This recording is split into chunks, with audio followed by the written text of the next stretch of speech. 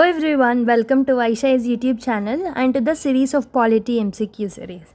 So, these are prelim specific MCQ series. So, as prelims is nearing, we have started the prelim specific videos also. If you have not seen them, go to the playlist. You will find many prelim specific videos where environmental related prelim specific videos and current affairs and polity related are going on. You can watch them and revise through the video.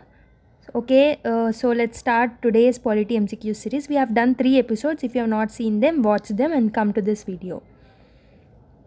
So before starting the MCQs, I will tell you something about the amendment of the Indian Constitution.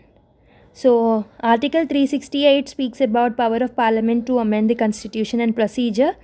Therefore, amendments fall under 3 categories. One is by special majority, one is the simple majority, and one is a special majority, and other one is the special majority along with the ratification by states. These are the 3 types or the 3 categories of amendments which fall under the Article 368 of the Indian Constitution, through which we can amend the provisions of the Indian Constitution.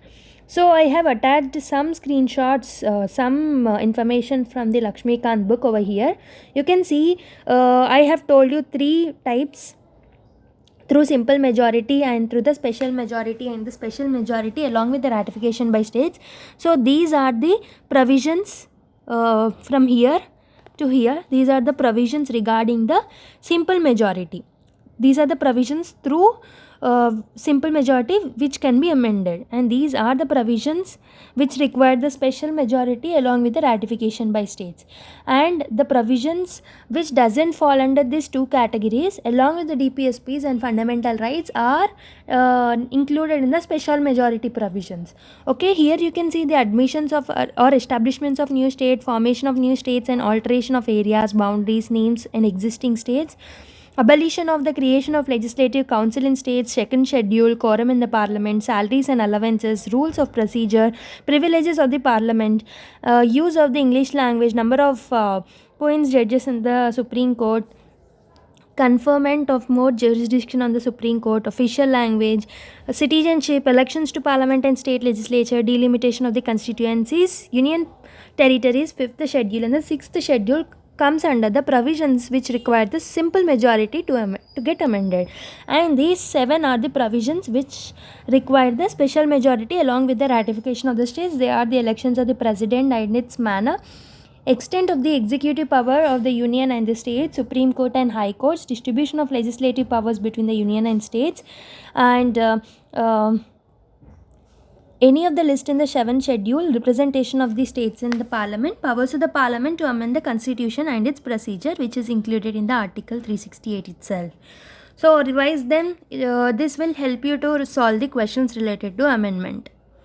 So coming to the first question, which article of the Indian Constitution deals with the powers of the Parliament to amend the Constitution and its procedure? Just now we have learnt it. Article 368 speaks about the amendment of the Constitution, and it have given the 3 different types or the 3 different processes to amend the Constitution, which required the simple majority, special majority, third one is the special majority along with the ratification of the states. So for this particular question number 1, option D is correct. That is Article 368 speaks about the amendment of the Indian Constitution. Question number 2. Which of the following statements is or are correct regarding the amendment of the Constitution as laid down in Article 368? So they are asking which of the following are incorrect. Please remind this. Okay, remember this while solving the question. An amendment of the Constitution can be initiated only by the introduction of the bill for the purpose in either house of the parliament and not in the state legislature. Yes, this is true. The second statement is saying the bill cannot be introduced. Cannot. They are saying cannot be introduced by the minister or a private member and does not require permission of the president. So they are saying it cannot be introduced, but actually it can be introduced by a minister or a private member, and that doesn't require permission of the president. Okay, statement number 2 is wrong, so we can eliminate only one. So they are asking which is incorrect. So statement 2 is incorrect. So option B for second question is correct. Third question, which of the following statements regarding the ways of amending the constitutions of India is or are correct? So I have told you three ways to amend the Indian constitution. One is simple majority, one is special majority, and one is special majority along with the ratification of the states. So what are the statements given are amendment cannot be done by the simple majority. So this is wrong statement. Second is saying amendment by special majority of the parliament. Yes, this is present according to article 368.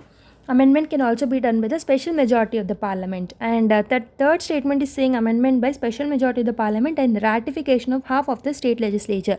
So third statement is also correct. So two statement number 2 and 3 are correct. So option number B. So they are asking which of the following statements regarding the ways of the amendment of the constitution are correct. They are asking which of them are correct. So option B for this question number 3 is correct. Which of the following provisions of the Indian constitution can be amended by special majority? That is, so these type of question can be asked. That is the reason I have told you, I have given a small introduction about the provisions.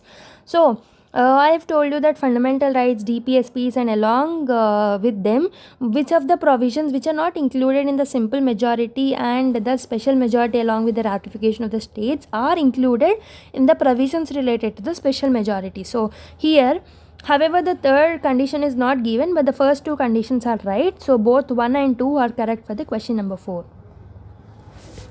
Question number 5. Which of the following provisions cannot be amended? So again, you need to put a stress upon this keyword, that is cannot be amended by simple majority of the parliament. They are saying election of president and its manner, use of official language, union territories, and quorum of the parliament. So here I have told you that the election of the president and its manner is present in the special majority along with the ratification of the state. So this is not present in the simple majority. So option number 1 for this particular question is something which cannot be amended. So fifth question, option number 1 is correct. Sixth question, which of the following provisions of the Constitution of India can be amended by the special majority of the parliament and consent of the states? So just now we have saw some provisions regarding the special majority and the consent of the states. So let's see which of them are amended through this provision. So statement question number option number 1 says any of the list in the 7th schedule. Second says 2nd schedule. Third state abolition or creation of the legislative councils in the state. And fourth states that admission or establishments of the new states. So you will get confused regarding the states because we will think that we required permissions for the state from the states for admission or the establishment of the new states or abolition of the creation of the legislative councils in the state, and some provisions regarding the second schedules which speaks about the salaries and allowances. But actually lists in the 7th schedule is the only provision among these 4 which is included in the provisions regarding the special majority along with the consent of the states. So for the 6th question, option number 1 is correct. 7th question, whom among the following said that this variety in the amending process is wise but rarely found? So who told that amendment procedure which is included in the Indian Constitution is wise but it is rarely found? So Casey Ware has told that this process is rarely found but it is wise. So one mistake from the last class. In the last class I have told you that which of the following schedules of the Constitution of India incorporate salaries and allowances of members of the parliament, the chairman and the deputy chairman of the Rajya Sabha, and the speaker and the deputy speaker of the Lok Sabha as one of the items. I have told you the 7th schedule, but here it is not the 7th schedule, it is the 2nd schedule of the Constitution. So second is correct, which is not mentioned over here. So I want to stress upon that in the last class I have told you 7th schedule, but is not the 7th schedule. 7th schedule speaks about the list, union list, state list, and the concurrent list, and the 2nd schedule speaks about the allowances and emoluments which is given to the chairman of the Rajya Sabha, deputy chairman, speaker, deputy speaker of the Lok Sabha. So correct this. So this is 2nd schedule. So that is it for today's video. I hope so you have liked it. If you want this series to be continued, please comment with your feedback in the comment section. That is it for today's video, and let's meet with another beautiful MCQ series. Until then, take care. Bye bye.